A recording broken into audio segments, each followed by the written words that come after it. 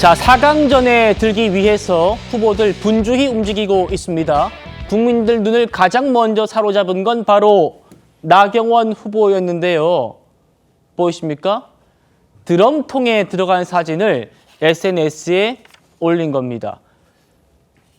드럼통에 들어갈지언정 굴복하지 않는다, 이런 팻말을 들고 드럼통에 들어가 있어요. 이게 무슨 의미인지 나 의원 얘기 들어보시죠. 이재명 대표에 대해서 드럼통이라는 얘기 들으셨나 모르겠습니까? 이재명 대표 재판과 관련된 사건과 관련된 사람들이 극단적 선택을 했죠. 이런 걸 보면 굉장히 무서워요. 그래서 왜 그분들은 그렇게 됐을까? 참 이상한 일이지 않습니까? 이재명 대표는 또 권력은 잔인하게 써야 된다, 이런 그렇죠. 말씀도 예. 했습니다. 그래서 우리가 할 수 있는 방법은 다 찾아봐야 되겠다. 그리고 한 번의 국민이라도 더 설득해야 된다. 이게 이재명 후보를 겨냥한 메시지였군요. 당장 민주당에서는 관심 끌어보려고 철없는 행각을 하고 있다, 악마화하고 있다, 드럼통 공포 정치로 협박하지 말라, 이런 비판이 나오던데, 호 대변인, 나 후보의 이 퍼포먼스 어떻게 보셨습니까? 이재명 대표께서 정치 권력은 좀 잔인하게 행사돼야 되는 것이죠 라고 인터뷰에서 발언했었던 거. 그다음에 오늘은 또 정치 보복은 내 인생에 없다라는, 그 보복은 없다라는 또 발언을 했던데, 불과 지난 대선 때 정치 보복이라는 것은 몰래 숨겨놨다가 나중에 하는 것이지 대놓고 한다고 얘기한 사람이 어디 있습니까? 이런 말을 불과 몇 년 전에 버젓이 했던 분도 바로 이재명 전 대표입니다. 근데 이런 장면들을 다 국민들께서 봐오셨기 때문에 저런 얘기가 심상치 않게 느껴지는 것이고, 저 개인적으로도요, 정말 그 이재명 대표가 집권을 하는 그런 나라가 된다면 상상치도 못했던 일이 우리나라에서 벌어질 가능성이 높다. 이미 제1야당인 것만으로도 민주파출소도 있지 않습니까? 파토 검열하겠다는 법안까지 만들겠다는 말이 나왔지 않습니까? 그런 상상 못한 일들이 벌써 벌어지고 있는데, 저것을 그냥 이재명 때리기다 이렇게 했을 때 국민들이 과연 공감할 수가 있겠습니까? 예, 나경원 후보는 오늘 첫 대선 공약도 국회에서 발표를 했는데요. 발표를 하러 가보니까 아주 공교롭게도 나 후보와 썩 사이가 좋지 않은 한동훈 후보가 그 소통관을 먼저 쓰고 있었습니다. 두 사람은 짧게 마주쳤는데 어떤 분위기였는지 만나보시죠. 이재명 민주당의 포퓰리즘 정책처럼 가짜 경제로 돈만 퍼준다고 약속해서는 안 됩니다.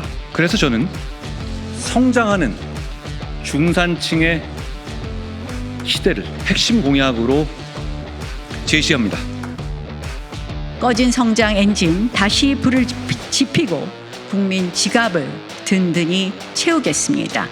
저 나경원 실력과 경험 그리고 추진력으로 해 나가겠습니다.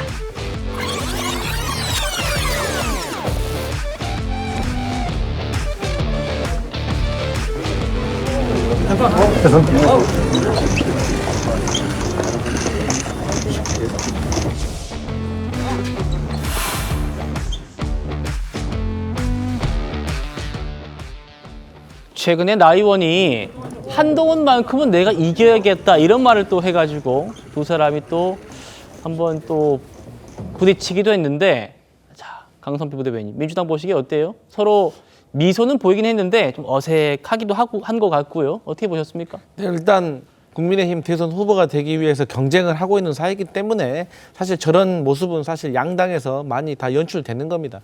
다만 저는 이제 한동훈 후보에게 오늘 정책적으로 공약을 하셨다고 하니까, 저는 한동훈의 1호 공약은 김포시 서울 편입이 돼야 되는 거 아닙니까?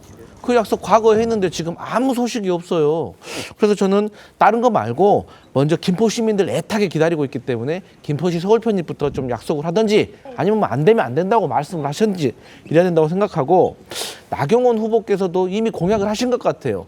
나경원의 1호 공약은 한동훈을 이기겠다.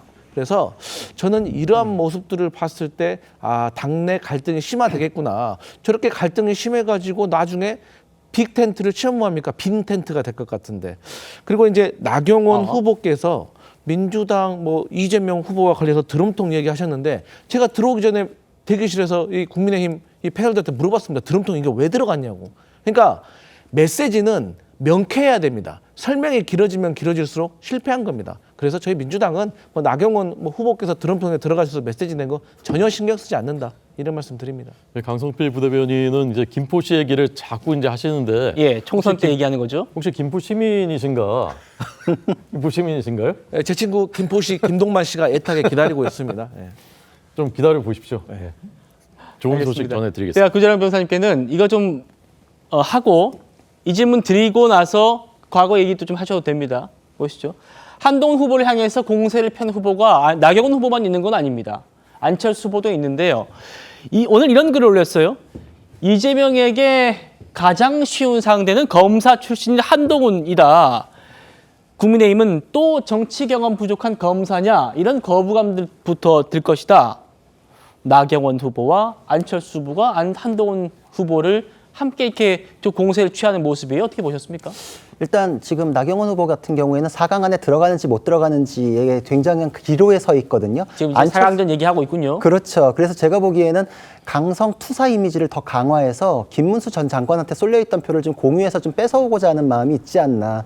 그러니까 그 부분에서 4강까지 들어가는 전략으로 나는 한동훈과의 대립각을 세우겠다. 여기서 이제 명확하게 선을 긋는 거 아닌가 이제 이런 생각이 들고 그런 행보에 비춰서 그러니까 나경원 의원에 비춰서 이제 안철수 의원이 굉장히 상대적으로 좀 가려져 있거든요. 그러니까 자신도 어떤 면에서는 좀 대립각을 누구한테든 세우고 부각을 시켜야 된다 이런 측면에서 저런 메시지를 들고 나오신 것 같은데 저는 사실 경선에서 이런 얘기 나오는 거를 굉장히 뭐 부정적으로 볼 것까지는 아니다. 그러니까 나중에 다 승복한다는 전제 하에서는 이런 얘기 나오는 것도 괜찮다라는 생각은 듭니다. 왜냐면은 이게 어차피 본선 가면 다 나올 얘기들이거든요. 제가 지난 총선 때 어떤 우리 당 후보가 굉장히 어려움 겪었던 분에 대한 얘기를 들었는데 경선 과정에서 치열하게 다퉈서 이게 다 공개되고 터졌으면은 해소됐을 문제를 본선 가가지고 터지니까 감당이 안 되더라 이런 얘기도 굉장히 많이 하더라고요. 그러니까 지나간 이슈가 되게끔 당내에서 검증의 영역으로서 다루는 것까지는 좋다. 그 대신에 지난 전당대회 때 한번 좀 눈살 찌푸렸던 장면들이 기시감처럼 다시 떠오르는 거 이건 안 되는 거거든요.